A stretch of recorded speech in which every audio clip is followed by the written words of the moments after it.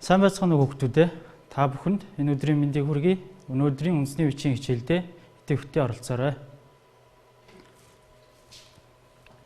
За үндэсний бичгийн хичээл эхлэхийн өмнөх хичээлийн гэрийн даалгавруулах сургуульчгийн 71-р талд буй дасгал 2-ыг зааг хэрхэн хийснийг багш нь шалгая. Бямбын эренчний Монгол хэл шүлгийг галигаас үндэсний бичигт буулгах ёстой. За энийг хэрхэн хийснээ багшигаа бичсэнтэй тулгаарай. За чихнүү чимэг болов гэсэн аяалгуу сайхан монгол хэлээ. Чин зоригто эбүгэ дэгэ дүс үн миний өв ихэ эрдэний сонуусху бүри ираагу баялаги гайхан баясчу содо ихэ бэлэгтүү түмэн югэн биширэн магтамуу би. За та бүхэн хэрвээ алдсан байх юм бол багшигаа бичсэнийг хараад алдаагаа засаарай. За мөн Монгол хэл шүлгээс нэрийн нөхцөлтэй үгийг түүгээд дөрмийг тайлбарлах ёстой. За багш нь нэрийн нөхцөлтэй дөрвөн үгийг энд олсон байна. За эхний үг чихний гэдэг үг. За чихний гэдэг үг бол хариалгын тиалгалын нөхцлөөр хэлбэрчсэн. За үндэсний бичгээр бичгтээ энд сүүлийн нэр төгссөн учраас хариалгын тиалгалын энэ хэлбэрийг залгажээ.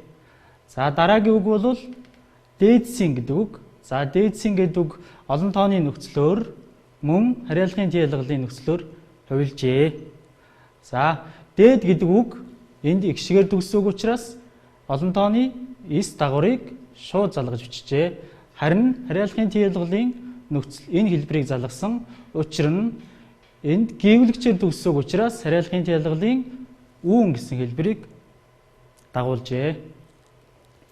Дараагийн үг бол баялаг гэсэн үг. За баялаг гэсэн үг бол заахын тиалгалын нөхцлөөр хэлбэрчсэн. За өөрөө гівлэгчээр төгссөн учраас заахын тиалгалын энэ хэлбэрийг залгасжээ.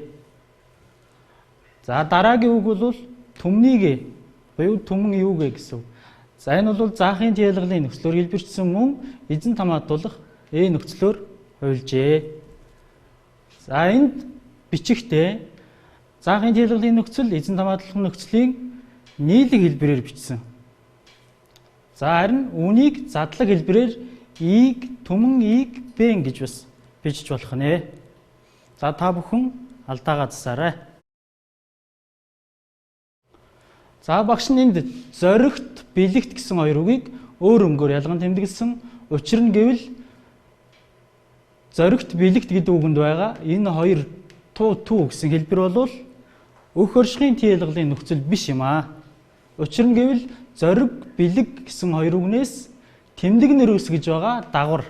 Тийм учраас өмнөх үгтэй хамт бичсэн байгаа юм шүү. Тэгэхээр өх оршихын тиалгалын нөхцөлтэй та бүхэн андуурч болохгүй. Энэ бол жинхэнэ нэрээс тэмдэг нэр үүсгэж байгаа дагвар гэдгийг бас ойлгох ёстой шүү. За өнөөдрийн хичээлийн сэдэв бол галигаас үндэсний бичигт хөрвүүлж нэрийн нөхцөлийг зөв залган бичих. За бид нар таавар таах ёстой.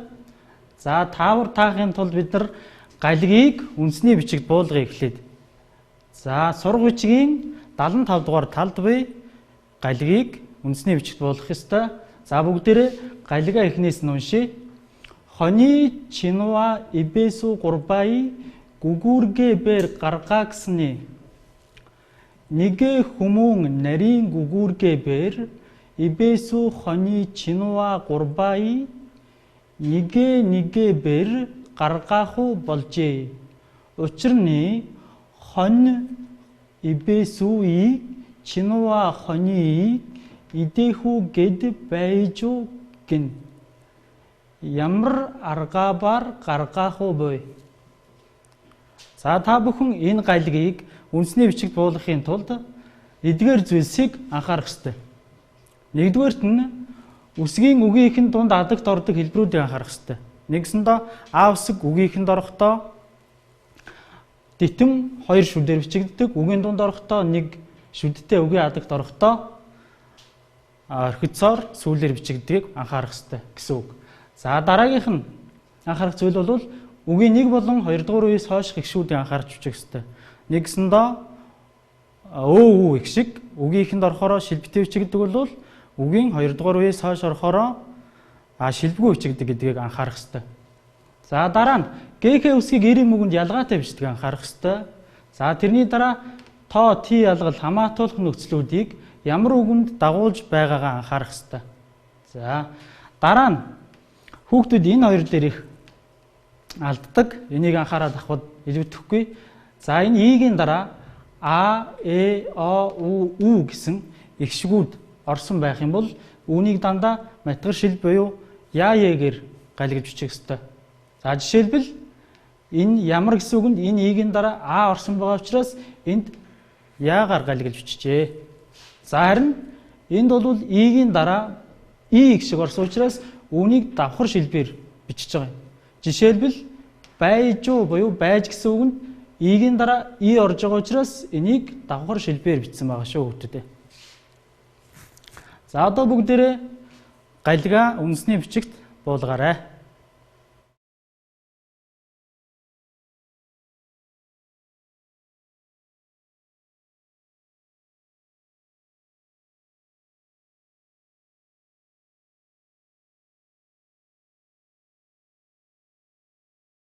За та бүхэн үндэсний бичигт буулгаснаа багшигаа бичсэнтэй тулгаарай.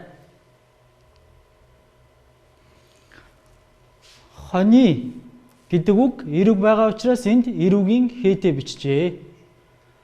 Чинуа гэдэг үг орхид заатай бичигдэх ёстойг анхаараарай. Ибэсү гурбаиг за энд гурба гэдэг үг игшгээр төгссөн байгаа учраас энд заахын тэлгэлгийн энэ хэлбэрийг залгажээ. Гүгүүргэ бэр за энд ийм үг байгаа учраас ийм үгийн гээтэй бичнэ. За мөн энд игшгээр төгсөж байгаа учраас үйлдэхийн тэлгэлгийн бэр гэсэн хэлбэрийг залгажээ. Гарга эксэн нэ энэ эрүүг байгаа учраас мөн эрүүгийн гээтэй бичжээ.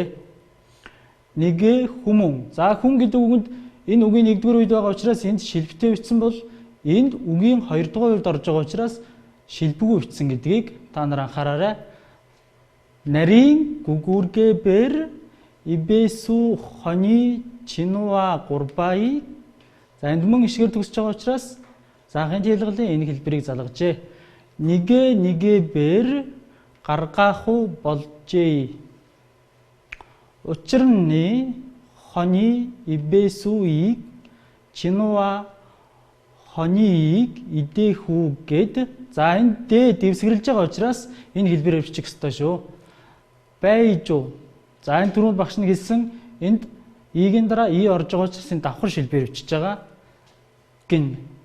Ямар. За ямар гэсэн үгийг түрүүнд багш нь жишээ болгож хэлж гисэн. Энэ бичигдэж байгаа И-гийн дараа А орж байгаа учраас энэ матгар шилбэтэй буюу яагаар бичжээ. Арга. За арга гэдэг үгийн А мөн орхицоор бичигдэх ёстой. Энд игшгээр төгсөж байгаа учраас үйлдэхийн тэлгэлийн баар нөхцөлийг бичжээ. За гаргаху буй гэж. За та бүхэн алдсан алдаагаа багшигаа бичснээс засаад яваарай. За мөн хони, чинуа, ибэсү, гүгүүргэ, нарийн ямар гэсэн үгнүүдийг нүдлэн тогтоогоод авахд илүүтэхгүй. За одоо бүгдээрээ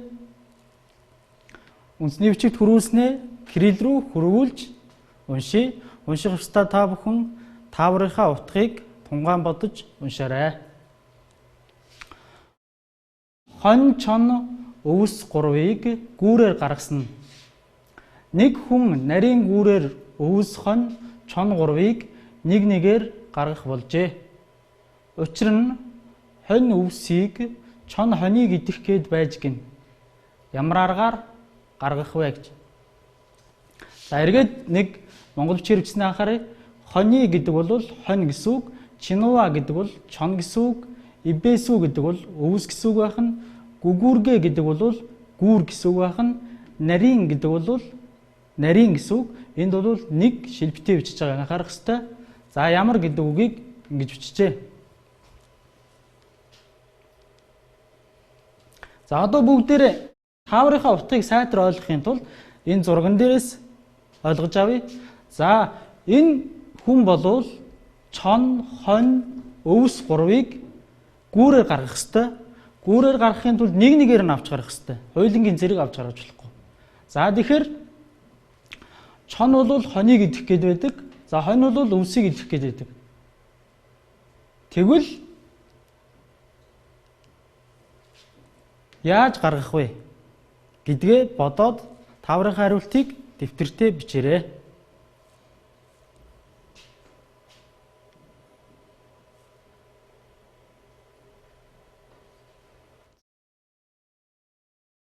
За зөв хариултыг багшны бичсэн байна. Та бүхэн хариултаа тулгаарай. За тэгэхээр хүн хонь чон өвс гурвыг гүүрээр гаргахын тулд ийм 6 үйлдэлийг хийх ёстой байх нь. Нэгдүгээрт нь хонио гаргачих нэ. Дараа нь өвсөө гаргана. За хонио гаргачингууд өвс чон хоёр голын нөгөө талд үлдэж байгаа учраас бие биенийг идэхгүй. За дараа нь өвсөө гаргангууд хонь өвс хоёр голын нөгөө талд очих учраас хонь өвсөө идэх гээд байна шүү дээ. Тийм болохоор хонио буцаагаад авч гарна. За хонио буцааж авч гараад хонио хуучин газараа үлдээ чинь тэгээд эргэж чоноо авч гараад хамгийн сүүлд хонио эргэж очиод авах нэ. За одоо бүгдээрээ зөв хариултаа үндэсний бичигт буулгаж үзье. Зөв харигуулта. Хоний баан гаргана. Ибэсүбэн гаргана. Хоний баан буцаагаан авчуу гаруна. Хоний баан үлдээгэнэ. Шинуа баан гаргана. Хоний баан эргийжүү очиогоод абуна.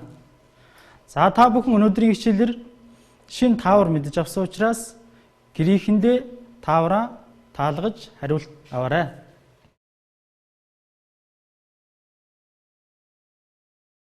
За одоо бид нар зарим жинхэнэ нэрийн нөхцөлийг үгэнд зөв дагуулan бичье. За үгэнд бичхийн тулд Сэлэнг аймгийн сумдын нэрсийг тод уншаад за энэ дараах хоёр даалгаврыг гүйцэтгэнэ. Та бүхний сурах бичгийн 75 дугаар талд байгаа. За ямар хоёр даалгавар гүйцэтгэв вэ гэхээр зөөлөн дэвсгэрээр төгссөн сумын нэрсийг өөх оршихын тийлгэл болон эзэн тамаадлал нөхцлөөр хувилгана. Дараагийнхын дугаарт их инхлэг орсон сумын нэрсийг гарахын тийлгэл бие тамаадлал нөхцлөөр хувилгах ёстой. За одоо багш дэлгэцэн дээр Сэлэнг аймгийн сумдын нэрсийг бичгийг гаргаж ирэх гэж байна. За зөөлөн дэвсгэр гэхээр энэ им ил инг гэсэн дөрвөн гээгүүлчээр төгссөн үг байвал зөөлөн дэвсгэр гээгүүлчээр төгссөн гэсэн үг. За инхлэг үсгээ та нар бүгд мэдж байгаа. За одоо бүгдээрээ Сэлэнг аймгийн сумдын нэрсийг уншиж үзье. Сэлэнг аймаг. Сэлэнг аймаг. Сүхэ Багаатур хота. Сүхбаатар хот. Сэлэнг аймгийн хотын нэр бол Сүхбаатар хот байх нь. Алтан булаг сум. Бараагун бүрийн. Баруун бүрэн. Баян гол. Баян гол. Ирүүгэ. Юро. Жипхуулангтуу. Жавхлант. Зэгүүн бүрийн. Зүүн бүрэн. Мандал. Орхон. Орхон туула. Сайхан. Сант. Түшиг. Хушаат. Хүдэр. Цагаануур. Шаамар. За та бүхэн сумдын нэрсийг багштайгаа зэрэгцэж уншсан байхаа. За одоо бүгдээрээ даалгавраа гүйцэтгэе. За зөөлөн дэвсгэр гээгүүлчээр төгссөн 6 сумын нэрийг багш нь дүүсэн байна. За эдгээр сумын нэрсээ бид нар өөх оршихын тийлгэлийн нөхцлөөр хувилгаад дараа нь эзэн тамаадлал нөхцлөөр хувилгах ёстой. За та бүхэн дэвтэртээ хувилгаж бичээрэй.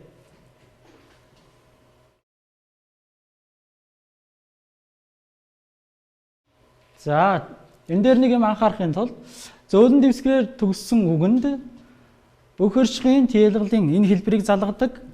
За зөөлөн төгсгөл төгсүүгэн дээр бүх орчмын энэ хэлбэрийг залгахаар ихшгээр төгсүүг болж байгаа учраас эзэн хамаатуулах нөхцөлийн энэ хэлбэрийг залгах ёстойг та нар анхаараарай. За бүгдээрээ үгээ хэрхэн залгаснаа багшийнхтайгаа тулгаарай. За нэгдүгээрт нь баруун бүрэн гэдэг үгийг баруун бүрэндээ гэдэг үгийг бараагун бүрийн дүүбэн гэж задлаг хэлбэрээр ингэж бичиж болно. За мөн нийлэг хэлбэрээр ингэж болох нэ. Бараагун бүрийн дэгэн гэж бичиж болох нь. За энд эр үгийн гээ орсон байгаад энд яагаад им үгээр бичиж байна гэхээр хоёр үеэс бүтсэн үгийн сүүлийн үг нь им үг байгаа учраас им үгийн дэгэн нөхцөлийг залгаж бичиж байгаа. За хоёрдугаарт нь баян голдоо гэдэг үгийг баян голдубан гэж задлаг хэлбэрээр ингэж бичиж болно. За нийлэг хэлбэрээр баян гол дагаан эр үг учраас дагаан нөхцөлийг залгаж бичих ёстой. За дараагийн дугаарт зэгүүн бүрийн дүүбэн зүүн бүрэндээ. За мөн нийлэг хэлбэрээр зэгүүн бүрийн дэгэн гэж ийм үг учраас дэгэн нөхцөлийг залгажээ. За дараа нь мандалда мандал дуу ба нийлэг хэлбэрээр мандал дагаан эр үг учраас дагаан гэсэн хэлбэрийг залгажээ. Дараа нь орхон дууба орхондоо гэсэн. За нийлэг хэлбэрээр хичвэл орхон дагаан. Дараагийн дугаарт сайхан сайхан дууба нийлэг хэлбэрээр хичвэл сайхан дагаан гэж бичжээ. За та бүхэн багшигаа бичсэнийг хараад алдаагаа засаарай. За одоо бид нар ихэнхлэг үсэг орсон сумдын нэрсийг төвчих ёстой. За багш нь сэлэнг жавхланд сант гэсэн 3 сумын нэрийг төвлөсөн байна. За энэ 3 сумын нэр сэлэнг гэсэн үгэнд энд бол ихэнхлэг орсон, жавхланд гэдэг үгэнд энд ихэнхлэг орсон, сант гэдэг үгэнд энд ихэнхлэг үсэг оржээ. За одоо бид нар энэ 3 сумын нэрсээ гарахын дийлгэлийн нөхцөл болон бие хамаатуулах нөхцлөөр хувилгах ёстой. За гарахын дийлгэлийн нөхцөл бол А-сын 4 үндэсний бичгээр ача эр үгэнд эм үгэнд эчэ гэж бичдэг. За үндэсний бичигт бол ганц хувилбартай байдгийг мэдж байгаа. За бие хамаатуулах нөхцөлийг 3 ангилдаг. 1-р бие, 2-р бие, 3-р бие хамаатуулах гэж ангилдаг. 1-р үед бол минь маань, 2-р бид чин тань, 3-р хамаатлах нөхцөл энэ нөхцөл. За үнийг үндэсний бичгээр мини мани. За 2-р үеийн нөхцөлийг чини тани. За 3-р хамаатуулах энэ нөхцөлийг ни ино. Үүнийг эр үгэнд ину, үүнийг им үгэнд залгана. За одоо та бүхэн бичснээ багшигаа бичсэнтэй тулгаарай. За эдгээр нөхцөлийг бол бүх үгэнд төгсгөл харгалзахгүй дагуулдаг гэдгийг та нар мэдж байгаа. За нэгдүгээрт нь сэлэнгэсмэн гэсэн үгийг сэлэнг эчэ мини. За энийг бол зөвхөн задлаг хэлбэрээр бич болдог учраас нэг хэлбэрээр огшин бичсэн. За дараагийнх нь жипхуулангту ачатэн чавхлантаас тань. За дараагийнх нь сангту ача ано сантаас нь. За та бүхэн алдаж бичсэн байвал багшигаа бичснээс хараад алдаагаа засаарай. Та бүхэн гэрийн даалгаварт өөрийн аймгийн сумдын нэрсээ тол бичиг ашиглан бичээд хамтрахын дийлгэл болон эзэнт хамаатуулах нөхцлөөр хувилгаж бичээрэй. Хүүхдүүд та бүхэн амны аалтаа тогтмол зүүж хэвшээрэй. Өнөөдрийн хичээлд идэвхтэй оролцсон та бүхэнд баярлалаа.